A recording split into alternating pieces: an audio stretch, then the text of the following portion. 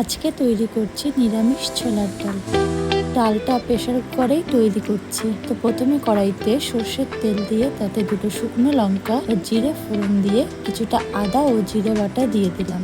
আদা ও জিরেটা সামান্য কষিয়ে পরিমাণ মতো লবণ ও হলুদ দিয়ে আরেকটু নাড়িয়ে কেটে রাখা টমেটো ও চেরা কাঁচা লঙ্কা দিয়ে দিলাম।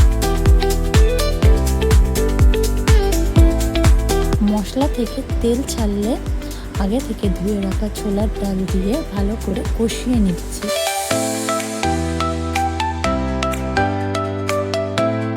কষানো হয়ে গেলে পরিমাণ মতো জল দিয়ে প্রেসার কুকারের মুখটা ঢেকে দেব। 5-6টা সিটি দিয়ে নেওয়ার পরে প্রেসার কুকারের মুখটা খুলে নেব। এরপরে কিছুটা চিনি ও বেটে রাখা গরম মশলা দিয়ে নামিয়ে নেব।